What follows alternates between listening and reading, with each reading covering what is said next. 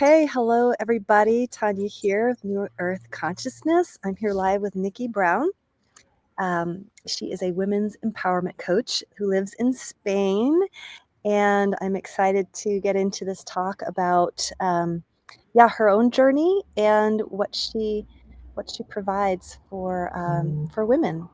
Welcome, Awesome. Nicki. Yeah, thanks for being Thank here. you so much for having me, Tanya. I so appreciate it. Yeah, Good so to be here. you started out in the corporate world, yeah? Yeah, Well, totally. I never envisioned myself in the corporate world, to be honest. From such a young age, as a young girl, I always knew, like in my heart, it's like I am here to do something, to leave an impact on this world, to help people. Like I was a very sensitive and observant child, and um, my family was very different to me, but perfect for my upbringing, of course, and like in hindsight, but very different to me. And I never envisioned myself in the corporate world, but through a series of kind of wrong turns, finding myself, which were really just the breadcrumbs to my path, I ended up in the corporate world. And I feel like this was like my sort of shadow career, this place where I was like I was growing and learning, but kind of like hiding. interesting. I was hiding because I had this like epic failure right before I went into the corporate world. This like epic failure in my life, this like devastation moment where I was just like, I don't know what to do next. So maybe I'll just follow the traditional conventional life, right? Like seems So to be you, working for everyone you else. yeah, you threw yourself in it. Yeah, exactly. Mhm. Um, so yeah, I started kind of like gaining skills, growing and learning. And when you're young and you're just like, well, I guess like this is I'm making money, doing something, like I don't feel like a failure, so that's great. Like I'm just gonna keep doing this thing. But the truth is that like I always felt this like hollowness of it, like I was just trying to like fit into a box that wasn't really mine to like fit into. Um, but from the outside, people were like, "Wow, you're doing so great! You're so successful!" Like Mm. I looked like I was doing all the right things. I was checking all the boxes. I was, you know, being that good girl. And eventually, I discovered that um, I was really unhappy. I started to become like this shell of myself in that job, just like sort of hiding from who I really was, thinking that I needed to be somebody different in order to be successful or in order to be like liked or respected or whatever. Mhm. Mhm. So how did you so you felt yourself kinda like your light dimming and like, "Oh, Hmm. I'm just kind of now I'm just going through the motions. I don't feel engaged Yeah. in my life." What, um, what was the transition? What was the wake-up call? Like, was there a voice that inside of you that was like, "Just, you know, jump ship," Yeah. you know? Yeah. Yeah. So truthfully, like, I always in the back of my mind, like at least once a year when I was in that job, I'd be like, is now the time? Like, I feel like I've gained some work experience. Maybe I could go back and find some meaningful work now. Maybe I could get into like nonprofit type work. That's what I really wanted to do. I wanted to like empower women, build schools, help children. Like that's the work that was in my heart always. It always has been. Um, but in order to like do that, I needed to like I felt like I needed to like take a step back or like step out of this like safe, stable, like good job and like go to this like lesser job in some people's minds, like why would you do that when you're doing so well in the corporate world?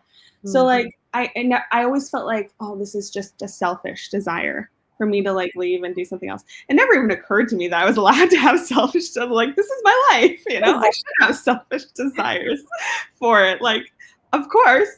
um but like it just didn't occur to me for a really long time. So every year I would toy with it, and I would look at jobs, and maybe I would passively apply to a few things, but I was just like, no, I can't. And then when I had my daughter was my real wake up call, honestly. Mm. Um, as I'm sure you know, motherhood really changes you in the most miraculous ways, really. It's like overnight, just this massive shift in your entire identity. Um, Yeah. so I felt like that was really like my wake up call. When I had my daughter, um, I was off on maternity leave and I started to get like really restless. Like I felt like if I'm not doing something, if I'm not proving myself, what worth do I have? And so I started to kind of like spiral. Mm. Um, and I was looking at the time, like Instagram started to become more popular, and there's all this like motherhood through Instagram, kind of like the real, well, there wasn't reels at the time, I should say. It was just images of like these picture perfect like moments in motherhood. But I was like, I have to create that, or I'm not a good enough mom. And so I tried to do that, and I was like also just struggling under all of the weight of my own like crap that was totally brought up by motherhood. Like all of my own trauma, my insecurities, my conditioning, like it just was all coming up to hit me in the face. Every time I felt like I was failing at something or not good at something, I was just like confronted with my own mess. And I was just like, oh my God, I can't do this. Like, this is so hard. Like, why does no one say this hard? Everyone makes it look easy. Everyone makes it sound easy. Like, I'm failing. I'm a failure as a human being. Like, it was so hard for me. And so I actually went back to work early. I went back into that corporate job early because I'm like, well, at least I feel like I'm doing something here. Like people are telling me I'm good at something. Like maybe motherhood is just like, I mean, what if I'm not cut out for this? Like, how did I end up here? Right. Um, so I went back to work early, but obviously I love my daughter like so much. And I was just like, I really wanted to be a good mom for her. So now I'm back at work and I have this tension of like trying to be the best possible mother I could be, and also trying to be like that great employee that still gets all the accolades and like still gets all the recognition and like the Atta girls and but to juggle both is like this seemingly impossible task. There's just so much pressure. And at the time, I didn't realize that I was putting it all on myself. If you maybe you have or maybe you haven't seen the movie Encanto, but like I always like really identify with like Luisa, that like pressure to like, shoulder everyone else's stuff. And that's how it felt like, just like crumbling under this pressure. Um, and it started to break me. Like I just felt like I was at work, I was thinking about being at home and like feeling guilty for not being a good enough mom. And then at home, I was feeling guilty for like all the ways that I was like, oh, I'm not the best employee anymore because now I have to sacrifice as a mom, Mhm. and this tension of the two. And it was like this moment where I felt like everything started to like unravel, and I couldn't mask anymore. And it just started to like all crumble. And of course, I had this moment of like, I would call it like my quarter life crisis, honestly. It was like that moment, like that dark night of the soul where I was like so stressed out, and it was coming out in how I was even reacting to my daughter. And my 2-year-old daughter one day was like having this temper tantrum meltdown. And I remember yelling at her, and like she was just losing it and trying to grab at me, and I felt like I could explode out of my body. And I just closed her door, and she was like trying to get out, and I was like holding it because I just couldn't, like I was like, yeah, I can't be touched. I'm so overwhelmed. And I just crumbled on the floor, and I just started to like bawl my eyes out. And I was like, I can't do it. Yeah. I do it. Like, and that was like my surrender moment where I had this realization after I pulled myself together. Sorry, I get a little emotional because it's still like that moment for me was so raw and so powerful, but it was such a turning point. And I looked at myself in the mirror and I said, something has to change. And it's got to be you. Mm. And at the time, I started the journey because I was like, oh, there's something wrong with you. You have to fix yourself. You're broken. as a human being, you know? That's what I thought. And so I started this self-development journey, started to try and learn things because I thought I'm gonna figure out what's wrong with me and I'm gonna fix it. Mhm. And what I discovered through that journey was that there wasn't anything wrong with me inherently. I was just like conditioned to believe so many things about myself, the way I had to be, the things that I had to do, be, or have in order to be loved, in order to be successful, in order to be good enough. Yeah. And that was the beginning of like the unraveling of that. And it started with the job because that was the first thing that I could face, right? Like, well, maybe it's the job. Maybe it's because my heart is not in this and like that's making me miserable. This job is too stressful. It's not for me, you know. Maybe if I just change that thing, Mhm. then I can try and get a grip, basically. And so I I actually applied for this job as a sales manager with a company that was in my mind at the time, I was like, this is a way for me to marry the skills that I have in the corporate world with something that feels more meaningful because it was a company that supported children's education and it was like a social B Corp, like they give back. And I was like, yeah, like this is a way to take that step, you know, to make that baby step. I applied for that job and they were looking for a sales manager. And a lot of the skills they were looking for were coaching. And at this point, I'd never formally coached anyone. Interestingly, I was always that person, like in hindsight, when I look back, I was always that person, like the mediator, the one that people came to for advice, you know, the family drama dumping ground, the friendship, like secret holder, like the advisor. Like I was always playing that role. Mhm. And in the corporate world, you know, I was leading teams and stuff like that, but like I didn't think that I had coaching skills. I didn't really know what that was at the time. I went through the whole interview process, surprised the crap out of myself when I made it to the very end, and here I am sitting at the table and they offered me the job. And I was like, this is amazing. Like I'm about to make that leap. This is the turning point, right? Like I'm there. I this is it. And I was convinced I was going to take it, and so were they. So much so that before I even got home that night, they had sent me a gift. Mm. Mhm. And it was a book called Mindset by Carol Dweck because we had been talking about a lot of the personal development work I'd been doing. So they said, "Oh, you're going to love this book." And they mentioned it in an interview, and then they sent it to me. And before I even cracked the book open, I got cold feet about the job and I declined the offer. I was just like, I can't. What if I mess it up? What if I fail? What if they fire me? And then I risked this beautiful, like, safe life that I have, this safe, stable job that I have for some selfish desire. I risked my family. I put them in jeopardy for my own selfishness.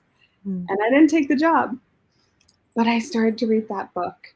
Mm. And oh my gosh, my eyes were just open, you know, like, oh, I see how life has like shaped me and how I have allowed myself to limit myself at every turn and other people to tell me who I am instead of me allowing me to really find out for me who I am.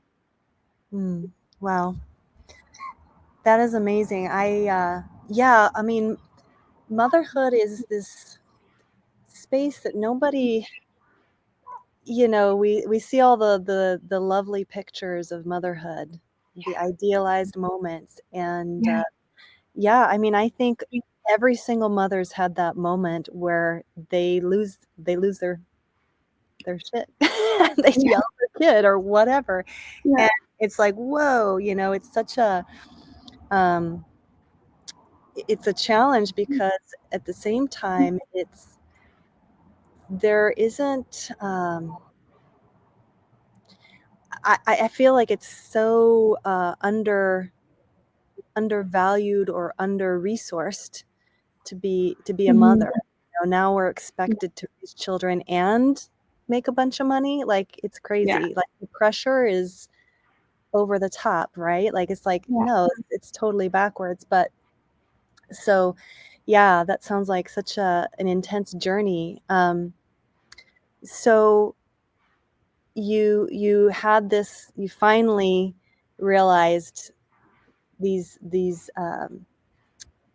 just the conditioning that you've been through and how you've lived your life up until that point. And so at that point, after reading that book, is that where you decided, I'm going to, first of all, you moved to Spain, right? When did that happen in the timeline? So that only happened actually a few months ago. Okay. This is the most recent part of my journey. I wasn't living in Spain until we left October 15th, which was just after our Canadian Thanksgiving, because I'm from Canada. Mm-hmm. So yeah, it was just after Thanksgiving, but that whole plan was the better part of 2 years in the making to actually get there. Yeah. So you help women with overcoming the self-doubt and burnout because you went through it hardcore, sounds like. Yeah. It was major, like confusing, overwhelming. Yeah. Talk about that. What are, I feel like, I know for myself, back in my teaching career, we get thrown into these positions and we think that we just have to keep pushing, right? Yes. That's the expectation, is like, okay, wow, I'm feeling really tired, or I'm starting to lose interest, or It's the sunk cost fallacy, right? I'm numbing out, right? Yeah. Go ahead. What did you say? It's the sunk cost fallacy, right? The idea like, well, I'm already this far, I've invested this time and this energy, and if I walk away now, it's all for naught, right? Mm-hmm. Yeah. Yeah. So I think that's what you're referring to, like the idea that like, how do I decide to like throw in the towel on something? Like, how do I know when to walk away? Yeah. So how do you know? Because I can think about myself, or walking away from teaching. It was, it was one of those situations where it's like, wow, I'm pouring every ounce of me out into these children in this classroom, and I don't feel like I'm being valued and properly compensated, and I'm burning the candle at both ends. Why am I doing this? And you just kind of notice you're just on automatic. For me, that was kind of like, wow, I'm really like, I'm starting to get bored. I'm not that inspired anymore. I just going through the motions. Everybody's happy with my work, but on the inside, I was just feeling, drained, and not spending enough time with my own family and sacrificing myself for others. And so I'm just curious, when you work with women, is that something that you educate them about, or do people come to you and they're just like, I know I'm totally burnt out and I don't know what to do. I don't even know who I am anymore, or what my purpose is. Like, I thought it was this, and it's a rude awakening when it's like, wow, I thought this was going to be the answer to my life. It's not. And it can be a very jarring moment of just feeling like, whoa, I've been on this one track for so long, thinking this was it. And then you hit that place where you're just like, oh no, like, I missed the turn or something, Yeah, like, how did I get here? Like, you're almost like you've been like, this way, I should have been going this way. Yeah. So what do you teach? How do you guide women back? yeah. So sometimes women come to me and they don't really know, like, they don't really know what's wrong, or they're not really sure if they're burnt out, but they're just like, I'm not happy. I don't know what's wrong. I don't know what's wrong with me, or I don't know like why things don't feel the way they should, or I don't feel like connected to like in my relationships, or I don't feel like I just a lot of times like I just can't handle like all the stress and anxiety. Like, I need more tools, like help me figure it out. Like, how do I find balance? A lot of people ask for balance. How do I find balance? I want balance. I want inner peace. Like, those are the things that I hear all the time from people that are coming to me. And I'm like, okay. So I deep dive into like what's really going on here.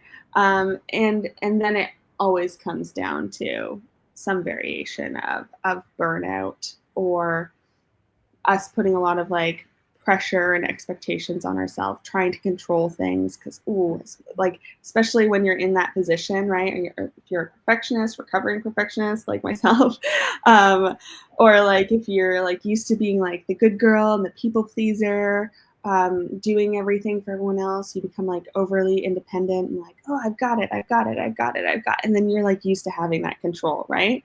And those are the things that lead to like the burnout. It's the pressure of like needing to be in control all the time, or needing to hold it all, or needing it to all be perfect or meet some kind of crazy expectation that we have in our mind that is completely unrealistic, right? Yeah. So those are the things that people often experience in those moments. And like the way that I really help them is by helping them let go of control in some ways, by rediscovering like what it is that they want, who they are, and what it is they really want. Because so many people honestly come to me and say, "Well, I don't know. I don't know what I want." The truth is that they do know. Mm. Most of the time, in my experience, people do know what they want. They're afraid to claim it.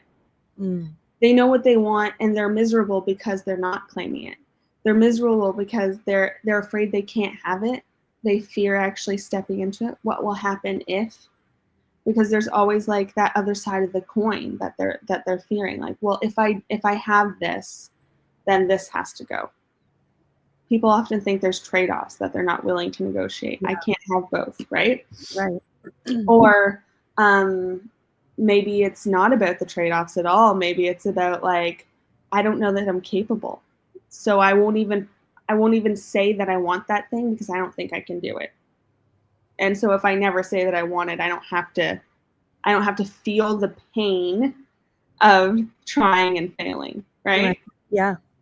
So most of the time what I see is just a pure avoidance of feeling pain or discomfort, or like putting ourselves in the situations that call us to courage, that require us to like be brave and overcome the self-doubt and the limiting beliefs and all the things that we're like unsure about, because there's a whole lot of unknowns in claiming something that you want with no idea how it's actually going to happen.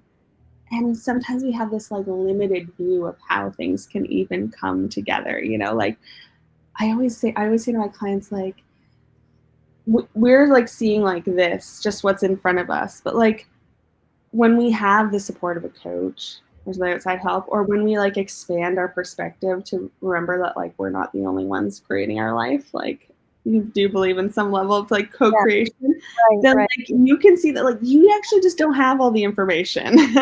You think you're working with these things, but like there's a lot more there than you realize, right? Yeah. Yeah. So yeah, a lot of it is helping just like expand the perspective so that they can see new pathways, new opportunities, new resources. They can develop new beliefs and things like that they just couldn't access before. Right. Yeah. And so you're an example. I mean, choosing to move to Spain is a big jump. So I'm guessing it was a desire that was sitting with you for a long time. Like we all, Oh right? Like I think once people identify a particular desire, so like in your case, it's like I really feel drawn to Spain. yeah. That's where my heart wants to be. And then, of course, all the doubts that come up, right? Like, oh, but I have a child, and what if it's a big mistake for me to do that to her? Right. Or what do I do when I get there? Like all the questions. Yeah. I'm curious about what was your process in basically making that decision and making it happen? Like Yeah. on the plane and ending up in Spain, right? Like there Yeah. must be. Well, obviously there's a lot of work that goes into that, right? And I won't lie and pretend like it was an easy journey. Like parts of it were like, it was easy to say yes to myself and something that excited me and that I wanted so much. Like I could see that like vision for myself, and I knew that it was possible, but I didn't at first, right? Obviously for a long time. I came to Spain for the first time in my 20s. I had tried to come at least 2 times before that and it didn't happen. But like in my 20s, I made it happen for myself. I came here working as an au pair for a family just outside of Madrid. And I loved it. I spent 3 months here and I was just like, oh my gosh, like I love this country. I had always felt like this inexplicable calling at a soul level to this place, like, and I didn't know why. It just felt like home inside of me, like in my heart. And it's something that just didn't make sense to a lot of people, honestly, Yeah. you know. But I was like, this feels like something that I want. So obviously, it wasn't just me in the equation. When we started, my husband and we used to watch House Hunters International all the time when we started dating, and we used to talk about like, oh, maybe one day, like, wouldn't it be nice if? We love the idea of living in Europe because the culture is so rich, and like the ability to travel to other places, and the history, and like there's so much life and experience and just a different way of living here that we were both really drawn to. We love to travel. So fast forward, we had kids and we started saying, like, I guess maybe that pipe dream is dead, like you can't do that now that you have kids. Like that's just Right. insane. Like doesn't make sense, right? Right. Not to mention, how would we even do that? At the time, we had like regular jobs. Like I couldn't even wrap my brain around how that was possible for some people. Like Yeah. you have to be an entrepreneur or have a specific life circumstance in order to be able to do that, right? That was the belief I had at first. When I started to do all of my own personal development work, and when I started like to get into coaching, and to really like open myself up to my like own limitations and see what was possible for me, I started to have this question in the back of my mind, like, well, why not? Why isn't it possible? Why couldn't I do that? And so I just broke it down. And that's the biggest thing. Like when people have this big dream or this thing that they're like afraid to go after, it's like we just see it as like this unmanageable thing. But when you start to break it down into like, what are the things that I need in order to make that happen? Yeah. It starts to become more manageable to like take it step by step, right? Mm-hmm. And so, I started having the conversations with my husband, like, would this be something that you're interested in? Like, could this be possible for us? And at the time like I was like, I obviously would love Spain, but like it doesn't have to be that, if that's not something you're on board with. So Right. like, having conversations about it was the first start to just like see if we were on the same page. And then from there it was like, well, what would we need to do in order to be in that place? And part of it was being able to do remote work. Mm-hmm. um, I had a friend at the time that was a digital nomad. She did remote work, and I was like, okay, this is possible. So now I see like an example, right, where I'm like, this is something that's possible. She's a single person, but like it doesn't mean you can't do it with a family. So then I start like building stacking the evidence for like what's possible. Pardon me, sorry. And then I started to once I started to actually coach in my own business, develop my own business, I was like, oh, at the time I was still doing it alongside my corporate job at first, but I was like, oh, if I grow my business to a place where I can do this job from anywhere. So it was just like a slow building of one thing after another. Eventually we got to the point where we were like, what are all the reasons for or against? Like, if we're going to do it, now makes the most sense because of the age of our kids or whatever. Like, there was a lot of considerations that we had at the time with the economy, with our children, with where we were at. Like, we got to a place where we're like, okay, now feels like the right time. And then we had to honestly assess, like, weigh it. Like, here's all the things, here's all the other things. There's some really big leaps now that need to happen if we're actually going to do this. Like, this is the moment of truth. Do we have the courage? Right. And that's the point where we like sold our house and started taking those steps, getting rid of our things and stuff like that. But like leading up to that, it was a lot of like mental work of like talking yourself through like, can I actually do this? Breaking down the limiting beliefs and then figuring out the strategy, the actual plan of like what has to happen step by step, the research and the actions. Yeah. Interesting. Wow. I love that. That's awesome. Mhm. Obviously you're someone that walks your talk, and that's really important in finding the right coach. It's one thing to be to talk about something, and then it's another to actually really be embodied and, having gone through the transformational journey yourself, so that, you have something to really give to people. Before we hop off, how can women connect with you or work with you? What kind of offers do you have available? Yeah, so I typically work with clients one-on-one. I will be launching my first group program in the new year, which I'm really excited about, which is just another way to work with me, but more in community. I've been a part of a lot of coaching communities through my own coaching, because yes, I do have my own coach. Like, another part of like walking, Yeah. talking and walking is like also getting my own support, right? Because I can't see my own blind spots. So I've Yeah. been a part of a lot of coaching containers. In the group format, I really love it because there's so much support and encouragement and inspiration in the community feeling. I found that has allowed me to accelerate just the connections and the support and like the sisterhood. And I actually created my own like free community called the Sisterhood Circle, where I do live workshops, and that was through Meetup. And so I was like, I really feel like I'm ready to like launch a group coaching container. So that's the thing that I'm doing in the new year, what I'm really excited about, because I just think there's just this whole other level that I get to experience in that space. But so yeah, right now it's just one-to-one. Anyone who's interested, they can chat with me about the upcoming opportunity for the new year for the group coaching. And I also do, like I said, so those free workshops in the Sisterhood Circle on Meetup. And you can find me at the Sunflowers in Sunshowers Sisterhood Circle on Meetup, or through my Instagram at Sunflowers and Sunshowers as well. And I share all the information about upcoming events or programs and services on there. Beautiful. Yeah. Is there any last words? I need to come up with a better phrase than that. It sounds like a Last words, yeah. No. Any last anything else you want to share before we hop off? Any advice or?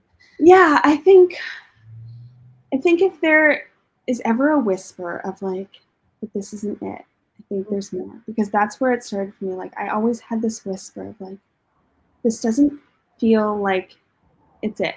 There's something's missing. Like, I want more. I know I'm capable of more.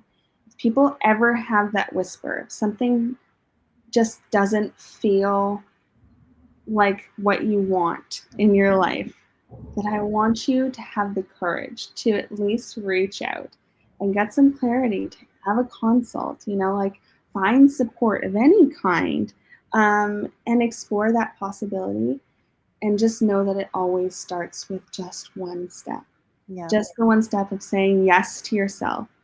Yes, I'm going to explore this. Yes, I'm going to see where this leads. No expectations. Just stay open to the possibility that it could lead to something really great. Yeah, beautiful. Thank you so much, Nicki, for taking the time You. here with us. And, whoever's watching, if you're watching the replay, friend Nicki, go to her website. Be sure to like and subscribe this channel, share it with others, and sending lots of love to all of you. So thank you so much. Thank you so much. Lots of love to your entire community. Thank you for having me, Tanya. And Welcome. have a great day, everyone. Bye.